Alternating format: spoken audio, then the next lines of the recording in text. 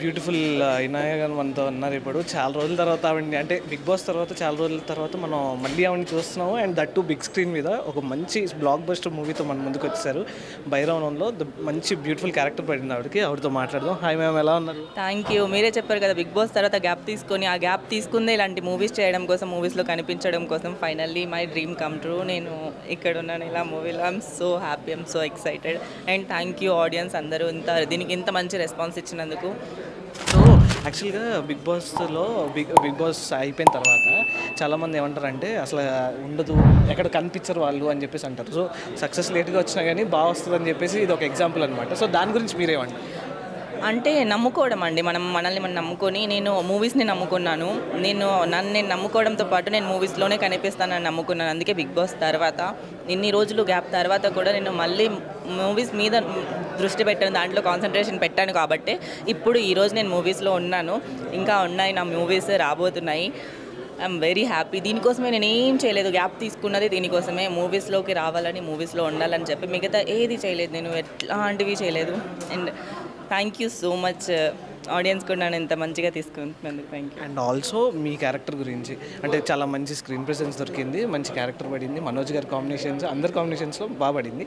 So ఎలా అనిపిస్తుంది ఆ ముగ్గురు టాప్ హీరోస్ కమ్బ్యాక్ మూవీలో మీరు నటించడం, అండ్ ఆల్సో అది బ్లాక్ బస్టర్ రావడం, అండ్ ఆల్సో ఇక్కడ నుంచి మీ జర్నీ ఎలా ఉండబోతుంది, నెక్స్ట్ ప్రాజెక్ట్స్ ఏమున్నాయి, అండ్ వాళ్ళతో జర్నీ ఎలా అనిపించింది heroes?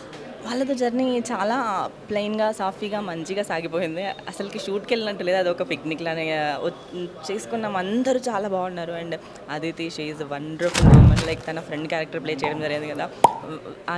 I share very good bond with Aditi Shankar. She is the loveliest person in the set. And Manoj garu, బెల్లం కొండ శ్రీనివాస్ గారు, అండ్ నారా రోహిత్ గారు, మేము అందరూ కలిసి కూర్చొని ఫుడ్ తినడం కానీ, అండ్ చాలా చాలా చాలా చాలా మెమరీస్ ఉన్నాయి నాకు. So excited. ఇంకా మంచి మరిన్ని మూవీస్తో ముందుకు రావాలని కోరుకుంటున్నాను. అండ్ ఆల్సో లాస్ట్ క్వశ్చన్, మీకు మొత్తం భైరవం మూవీ షూట్ టైంలో కానీ ఎప్పుడైనా కానీ what was the best moment మీకు? అంటే లంచ్ చేయడం అండి, అందరూ కలిసి. మనోజ్ గారు ఒప్పుకోరు, అందరినీ రమ్మంటారు, అందరినీ వచ్చి తిన్నా కూడా పర్లేదు రండి అని చెప్పి కూర్చోబెట్టి ఫుడ్ తినిపిస్తారండి. That was my best moment. And the first day నేను ఆ సెట్లో ఎంటర్ అయిన రోజు ఫస్ట్ షాట్ నాది ఏదైతే పెట్టారో, that was like unforgettable memory for మీ.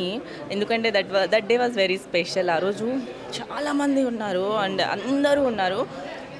ఆ రోజు నేను అక్కడ వెళ్ళి చేయడం, అండ్ మొత్తం డీగ్లామ్ కదా, మొత్తం ఇది నా కలర్కి అక్కడ ఉండే కలర్కి సంబంధం లేదు, మొత్తం ట్యాన్ మేకప్ వేసుకొని చేయడం. ఐ ఎంజాయ్డ్ అంతే. అండ్ మీ కమింగ్ ప్రాజెక్ట్స్, బిగ్ ప్రాజెక్ట్స్ ఏమైనా ఉన్నాయి, ఇలాగే బ్లాక్ బస్టర్ ప్రాజెక్ట్స్ ఏమైనా రాబోతున్నాయి?